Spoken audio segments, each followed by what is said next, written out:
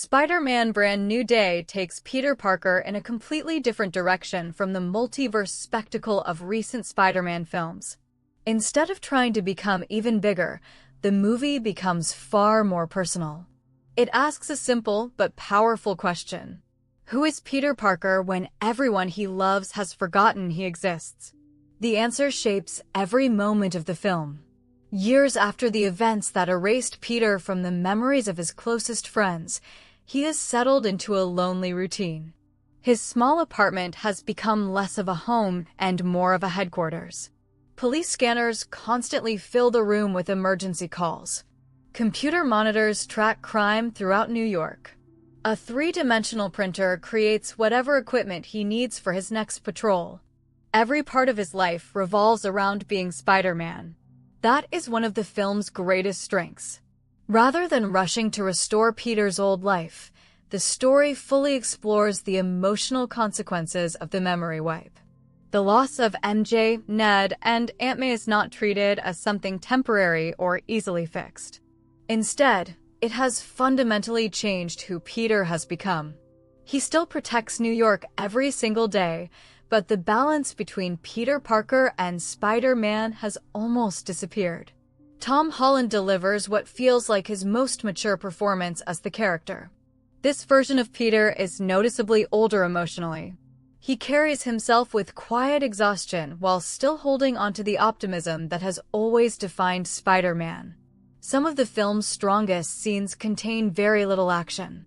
Watching Peter rehearse conversations he knows may never happen reveals just how deeply he misses the people who once defined his life. Holland makes those moments feel natural rather than overly dramatic, reminding viewers that beneath the mask is still a young man searching for connection. The film also wisely returns Spider-Man to his street-level roots. Instead of saving multiple universes, Peter spends much of his time protecting ordinary people across New York City. He works closely with Detective Jean DeWolf while occasionally crossing paths with Frank Castle. These relationships give the movie a grounded feeling that has been missing from some of the larger Marvel stories in recent years. The contrast between Peter's hopeful outlook and Frank Castle's far more brutal approach creates several memorable interactions. Neither character completely agrees with the other, but both understand what it means to sacrifice a normal life in order to protect others. One of the movie's most interesting ideas involves Peter's powers. Rather than remaining stable, his abilities begin changing in unexpected ways. The arachnid side of his DNA starts becoming more dominant, creating both physical and psychological challenges. This is not simply another superhero power upgrade. Instead, it becomes a metaphor for Peter's growing struggle with identity. As Spider-Man begins consuming more of his life, Peter fears losing the remaining pieces of his humanity. That internal conflict gives the action much greater emotional weight. Every battle becomes more than just another fight against crime. Peter is also fighting to remain himself. The central threat adds another psychological layer to the story. Instead of relying only on physical strength, the villain operates by moving from one mind to another, forcing Peter to question who can truly be trusted. This approach creates suspense without relying entirely on large-scale destruction. It also allows the story to explore ideas about memory, identity, and emotional vulnerability that naturally connect to everything Peter has experienced since the memory wipe. Destin Daniel Cretton directs the action with tremendous energy. The swinging sequences feel especially impressive because they emphasize movement and momentum rather than computer-generated spectacle alone. Several scenes shift into a first-person perspective, allowing viewers to experience the sensation of moving through New York alongside Spider-Man. Other moments stay close to Peter's masked face, capturing every moment of fear, determination, and exhaustion as he races between skyscrapers or crashes through windows during intense confrontations. The hand-to-hand combat also deserves praise. Rather than becoming overly stylized, the fights feel physical, messy, and grounded. Peter takes real punishment throughout the film, making every victory feel earned. Michael Giacchino's musical score continues to be one of the franchise's greatest assets.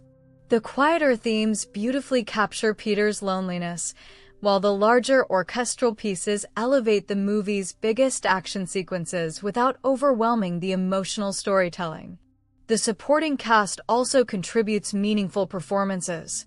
Zendaya and Jacob Batalon once again bring warmth and natural chemistry whenever the story allows their characters to interact with Peter. Even though the circumstances surrounding their relationship have changed dramatically, those scenes still carry the emotional history audiences have built with these characters across multiple films. Sadie Sink makes a memorable impression despite arriving later in the story. Her character initially appears mysterious, but the film gradually reveals deeper emotional motivations that make her far more compelling than a typical supporting role.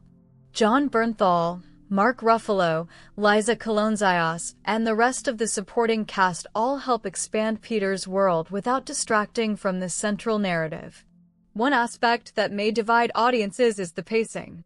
The film runs longer than necessary, and there are moments where it feels as though several different storylines are competing for attention. Between Peter's evolving powers, the psychological threat facing the city, his complicated relationships, and multiple supporting characters, the narrative occasionally struggles to give every subplot equal attention. Some viewers may feel that trimming a few sequences could have created a tighter overall experience. Even so, the movie rarely loses sight of its emotional core.